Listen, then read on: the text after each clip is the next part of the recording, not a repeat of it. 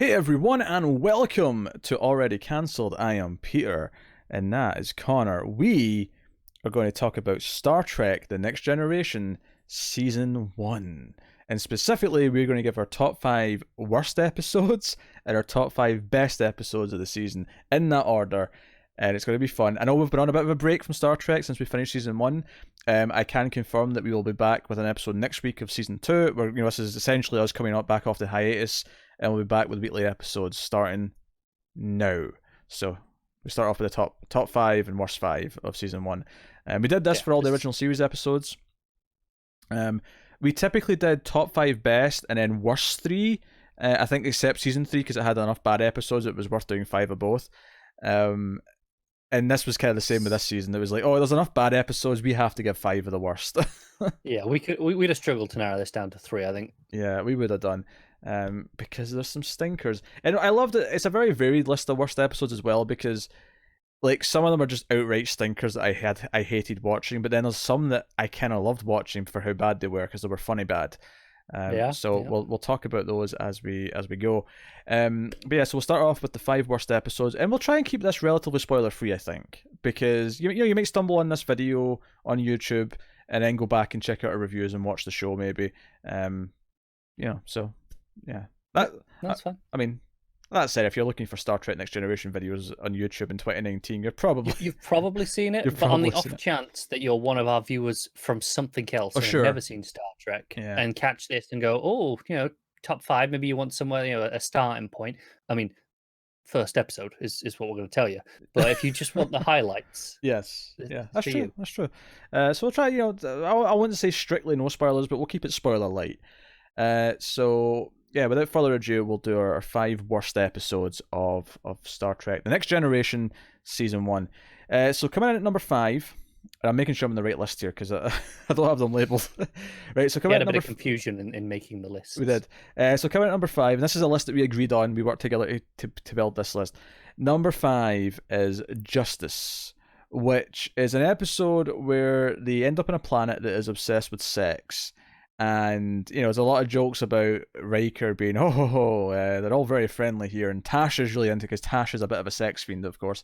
She was a bit of a horn dog. Yes, in her time, more on her later. But the big thing here is that Wesley, they have a lot of strict rules about where they can go. And Wesley's playing with the kids on the planet and he stumbles into a restricted area and they want to execute him.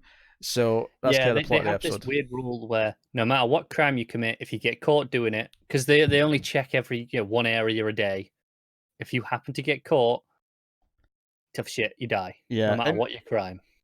And this number 5 slot on the worst of list was definitely like a fight between this and like 2 other episodes.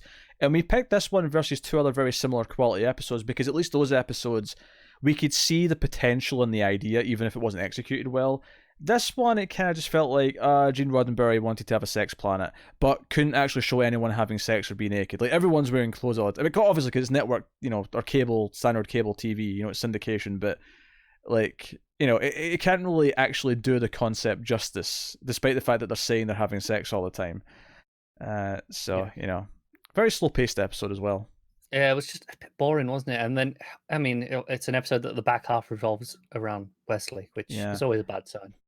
Yeah, you'd think if you described this episode to me, they land on a sex planet, right, and Wesley goes down with them, I would be thinking, we're in for another, one of these episodes, it's going to be funny all the way throughout, but it never was. It never really became that. So, that's number 5. Number 4 is the second episode of the series. It is The Naked Now, and this was one where I was referring to it earlier, is it is actually genuinely really entertaining and funny to watch. It's just obviously really bad. If you never saw our review of this, I urge you go and watch it. You will never see us laugh more than getting through that review. I think if you go and watch me and Tim try to talk about Leprechaun 2, you might find a bit more laughter there. But well, maybe. But for a Star Trek discussion, sure, this was definitely up there for the. We were in hysterics for a good 20, 25, well, however long we went, 20 minutes. This episode is something of a sequel to an old episode from the original series. It was called The Naked Time, where they kind of get the same virus and they're all kind of essentially out of character and intoxicated. Yeah, it's the one with Sulu fencing shirtless. You've probably seen that image, even if you haven't seen the episode. Whereas in Next Generation, it's the one where Tasha takes advantage of Data, the poor android that he is. And, it's just a really funny episode. It's a really bad episode. It's really goofy and silly. And I think the biggest shock for us is that this is episode 2. Like, they didn't even waste time to get to a goofy episode. It was like immediately... It kind of broke us early on. Yeah. Because we were not expecting that level of ridiculous so fast. Yeah, and because it's like we've only had one episode so far, and we're already getting to see Picard act out of character because he gets infected with it as well. It's a whole thing. So, really funny at least though. It's one of those funny bad episodes, which we can't say for everything on this list. So, Naked Now, at least gets a vote for being hilarious, but it's funny because it's bad. So, yeah, take what you can. There's no like genuine good qualities out of this, but it's hilarious. So, number 3 is a bit of both actually. Number 3 is actually quite funny because of what it does, and this is probably the biggest spoiler we're going to have to give as we talk about an episode. It's this one because this episode does have a big major thing in it. So spoilers for Skin of Evil of Next Generation Season 1. Skin of Evil, number 3 here, is the episode where they encounter a sentient evil puddle, which, like a nothing red shirt, kills a main character. And, obviously there's stories about the actress wanting off the show, so they had to write her off, but it feels like they were rubbing it in. It feels like they were giving her the worst death imaginable. It was, the only thing is, it's not even the worst death imaginable. It's just the first thing that came to mind. I went, that'll do. No, see, someone just went, what if it was just a puddle? And I went, yeah, fine, that'll do. It's not the worst because I actually kind of dislike a death in one of the movies that you've not seen yet, even more than I hate this. But this, I mean, it's a genuinely funny concept of killing this character in this way because it's like, of course this character gets this stupid a death. It just goes along with this character's entire thing all season. And it was that kind of thing. I remember mentioning on the review that I messaged Tara saying, this isn't really this character's death, right? This is like a fake out and they're going to die like in the finale or something like that in like a big way. And nope, that's it.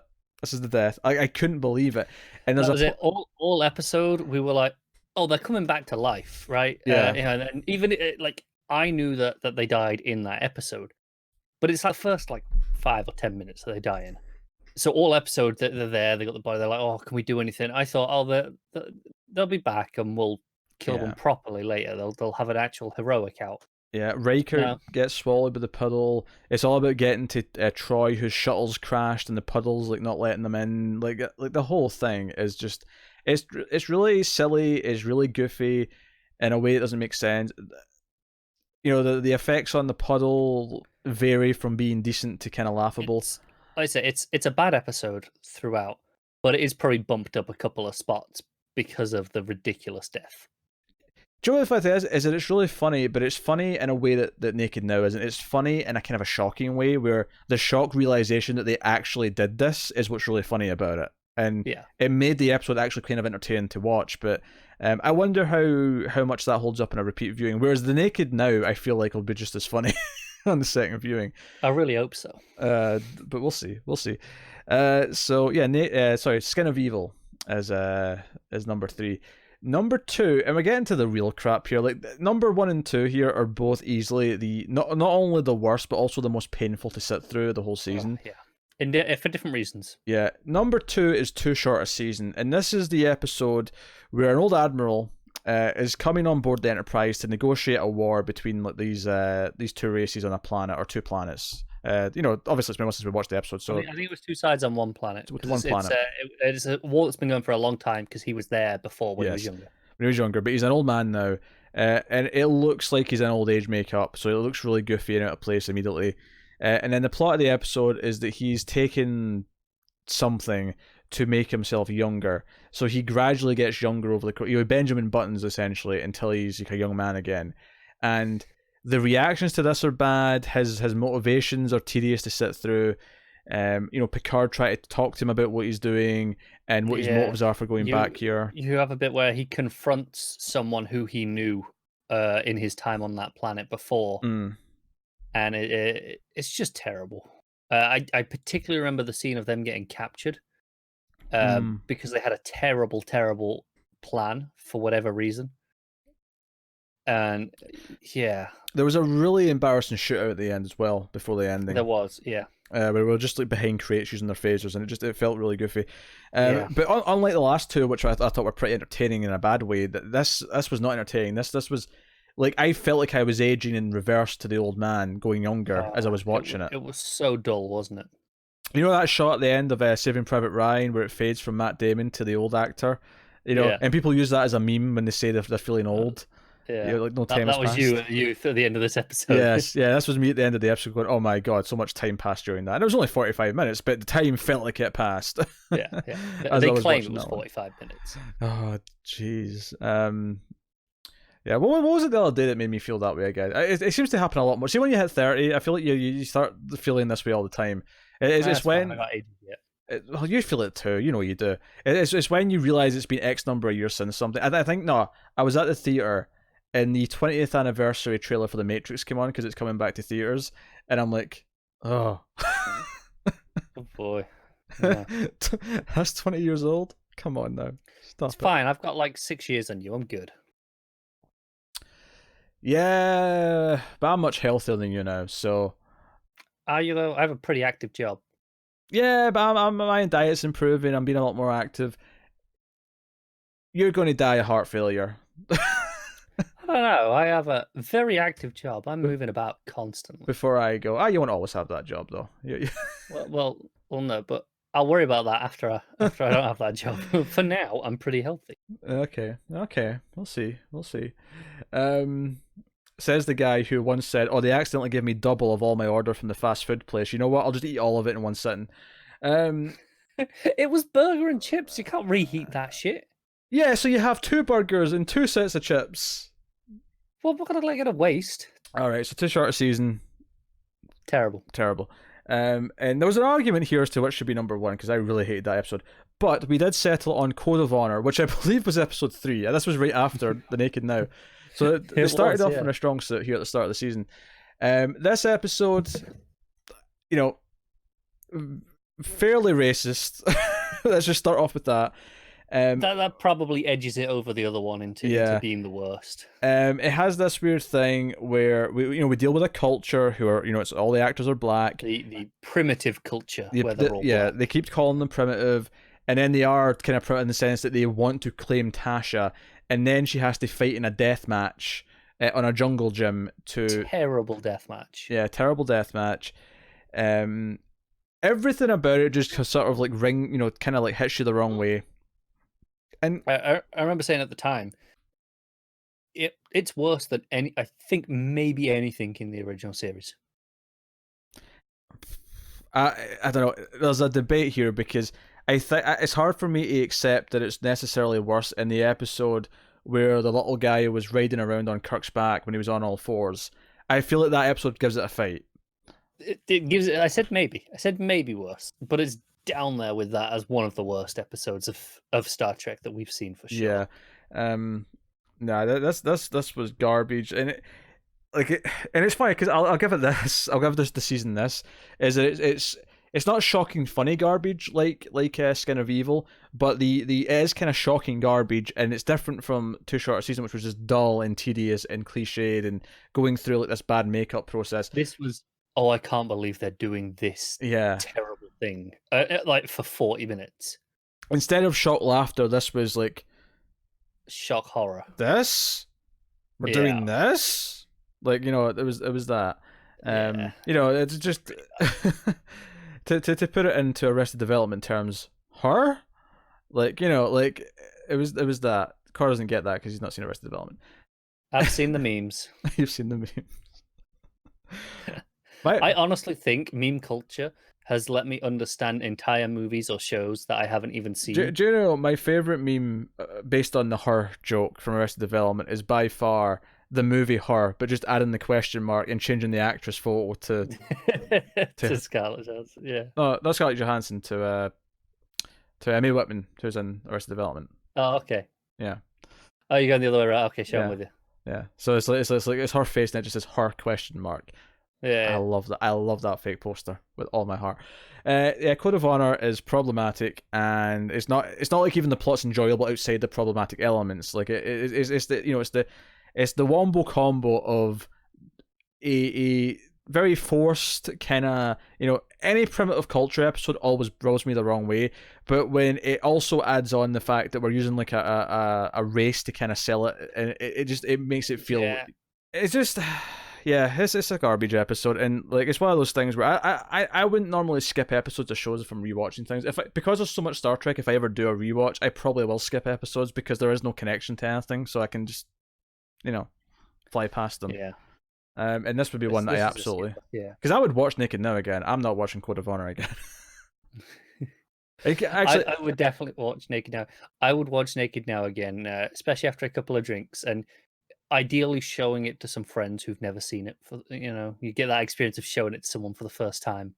Yeah. Also, and I'm bringing this up again. There's like a VR training session that starts. She's showing some of these people from this culture the thingy room, the holodeck. Thank you. I kept what I call it the danger room. I kept what tell it's been a month or two since you've not watched it. No, I just danger room. I was like, no, that's the X-Men. That's the X-Men. That's not what they call it. But yeah, the holodeck, and it's like just like a generic like your training room with like mats for like karate or whatever. And I remember being annoyed, and I'm still annoyed why the like Tasha put on like a karate, like she put a robe, didn't she? A robe, yeah. And I'm like, why is she putting that on over her outfit? The whole point of the karate outfit is that it frees your body. If she's still wearing that skin tight thing underneath, there's no point. Because she's a pretentious dick. And it's like, ooh, look at me. I don't know. She's showing off the data. Oh, I'm just remembering her like eulogy video from Skin of Evil. And Data, you're like a child on the inside. And I'm like... I like how you got through all the Skin of Evil without outright saying it was her, and then you just blew it here. Because that was the funniest part of the episode. She's like, you're a child on the inside. You had sex with him in episode 2! Alright. Okay. Moving on to the top 5 episodes of the season. And yeah, like, once again, number 5 of this list was very much... imperfect. Imperfect, but more importantly, that's not what I was going to say. Connor always likes to try and predict and finish my sentence, and he's always wrong. I just want to get in a point before you go off on a tangent. I want to just say that once again, like, it was kind of like between 2 or 3 things, and it was kind of like weighing it up and saying, okay, which one deserves that 5th spot? Because none of them are clearly, I think, better than the other. And ultimately, we went with the finale of the season, the Neutral Zone, and it's not a perfect episode. There's things in it not to like. With the frozen people from the pods that kind of come out of the 90s or whatever. Yeah, most of those are kind of tolerable at best, annoying at worst. But the reason why I wanted to put this at the 5th slot over the other like couple of options was the other plot in the episode that's setting up the Romulans returning and all of that stuff. That conversation at the end of that episode is actually one of the most exciting scenes of the season, and it leaves me off in such like a hopeful place for what they're going to do in future seasons that I couldn't help but feel like it really accomplished something in the sense of continuity. And we'll talk about continuity in another pick later on, but which is new for Star Trek, because there's some character continuity in Star Trek, but all the stories have been very one and done. It was weird enough when we got to like Naked Now. That was like the second episode. It was like, hey, there was continuity between shows. Was the statement of that episode by doing that pseudo sequel, which was cool enough as it was, even though. And they did have McCoy in episode 1, so I mean there was something, but yeah. So Neutral Zone, I like just what it sets up for the future, and the B plot's just that good.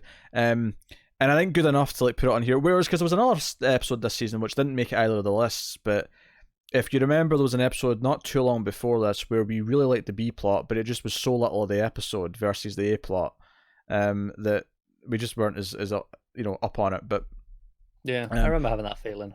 But yeah, number 5. In maybe a better season, this probably wouldn't have made the list. Yeah, but here it just about scrapes on. We're in the rocky patch right now before we get to the good stuff. But Bearded Riker's coming, and I know that Bearded Riker brings... I know that the great stuff doesn't really start till season 3, but I do believe season 2 is better than season 1, so we're on the path. You can tell me I've heard wrong in the comments if you disagree with that statement. But that's the gist. Tell him he's heard wrong, because then it'll be a nice surprise. Number 4 is an episode from earlier on in the season. It's called Where No One Has Gone Before, and this episode, despite the fact that there's some Wesley focus and it does paint Wesley as something of a chosen one, there is a really nice sort of element of mythology introduced in this episode. We have this engineer on the ship trying to like alter the ship to go better. This hotshot who thinks he's great at this, but it turns out it's actually his alien buddy that's actually the one doing this, and he's trying to go home to his people. But his traveling to get home is not just through space in the way that we understand it. There's higher like intellects at play here. We have not evolved to the point that we can understand where he comes from yet. Yeah. And they jump, like you say, really far out, further than anyone's ever been before, as the name suggests. Exactly. But, to the point where they don't even know if they can get back, because it's like we're like, like this would take thousands of years, even at warp, 8, 9, top speed to get back. No, it's just not happening. So that's stuff's really interesting, and I like that stuff a lot. I like this because I think like him saying that we've not evolved yet, or however he phrased it, to understand their math, their engines, and where they come from. It really, to me, this was like it was taking the god entities from the original show and giving us a version that felt more grounded and understandable. Where he's just their race has evolved to this point where they're kind of, to us, they kind of feel godlike almost, because they go into this sort of separate like level of existence. Yeah. If I recall, he hints that Wesley is kind of going to join them, right? Well, he hints that he is special and that he can.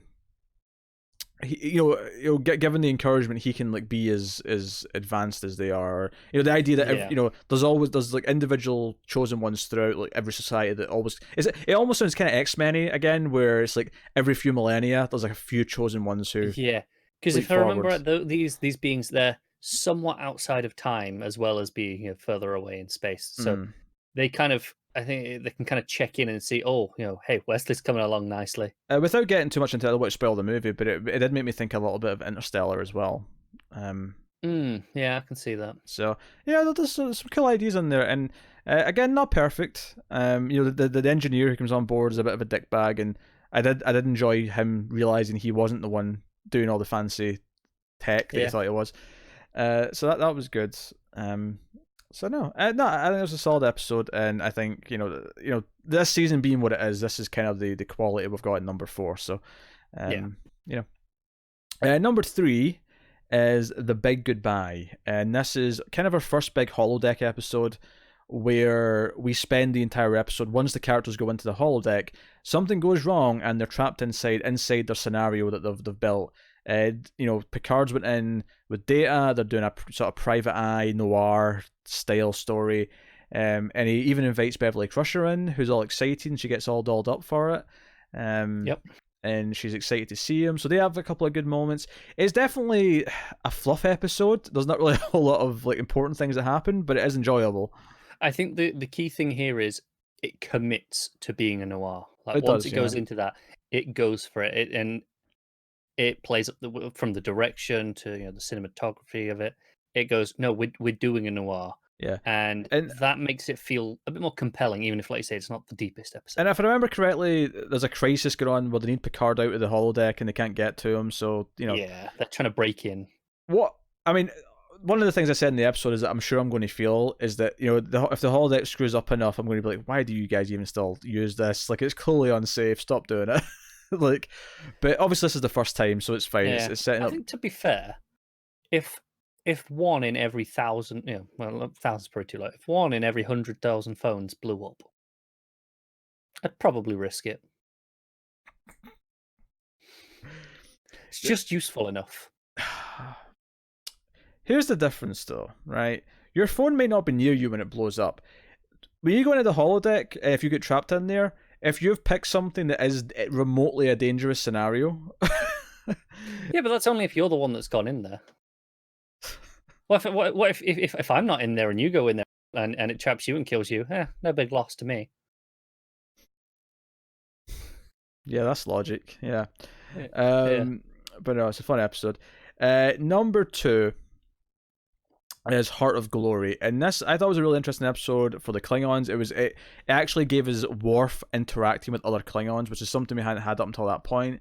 We learned a lot about their death ritual when one Klingon dies, how they deal with that. It also had the other characters question: would Worf actually side with the Klingons if there was a dispute with them? And it kind of plays with that in a way that I thought was really well done, in the sense that Worf doesn't necessarily ever actually question his own loyalty. He just he's like, no, I'm part of this starship. Of course, I'm going to side with my crew members and and my friends. Yeah. But the rest of them are like, well, maybe there's some lingering loyalty to his race that, even though he never actively shows any sign of it, there's just a question of, but would he prefer that? Yeah, and we find out that he's a little bit different. He's a little bit different because he wasn't necessarily raised, on their home planet by Klingons. Before, he was obviously young before he went through whatever ritual they had. I can't remember the name of it now, to kind of be a man. Yeah. He was, raised by humans on a farming colony. Yeah.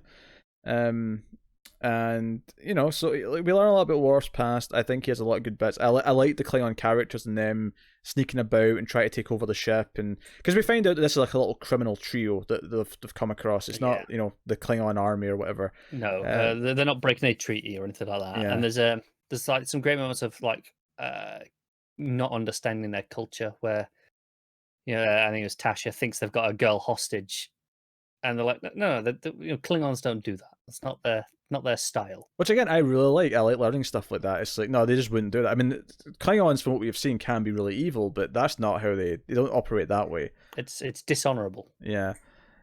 So very interesting. And seeing Worf feel belittled by them a little bit, and seeing that dynamic, I thought was really interesting. And I thought it was just a really fun episode. It had a lot to say about one of the characters, and we hadn't really gotten a lot of Klingon stuff outside of Worf himself, obviously, but we hadn't really encountered proper Klingons and dealt with them yet. So it was kind of a big episode for that reason too. Kind of in the same way, whenever we eventually get to see a Vulcan in a big role, or as we said with the finale, the Romulans. Obviously, we're interested for exciting from a mythology point of view, isn't it? Yeah. So that was number 2, and number 1, of course, obviously, there is no question, is The Naked Now, which is so funny that it has to be number 1 on the best of list, despite the fact that it was also on the worst of list, because it's just that special. It is undeniable that I enjoyed watching The Naked Now more than any other episode this season. There's just a fact. I had a smile on my face the entire time. We had romance with Tasha and Data. We had silly, drunken, fights. Hijinks. Yeah. Picard was doing all sorts of things. Everyone was coming down with it. And of course, we're joking here. Number 1's conspiracy. Don't be a fool. Yeah, there was no question about this either, actually. This was clearly the best episode. Yeah, no, it was. There was no doubt. That went straight to number 1 and it wasn't moving. And obviously we have some body snatchers, the element stuff in here. But this is the one where early on we mentioned some continuity. This is the one that actually followed up on a pre. I think it was maybe 5 episodes before, give or take. Yeah, and the episode that set it up wasn't the greatest episode in the world, but it did establish a couple of characters and established that there might be a conspiracy within Starfleet. And we see right away Picard beaming down to talk to these other admirals and captains and whatever, and no, we're keeping this close to the chest. We can't let Starfleet know because something is going on. And it turns out to be this body snatcher style plot.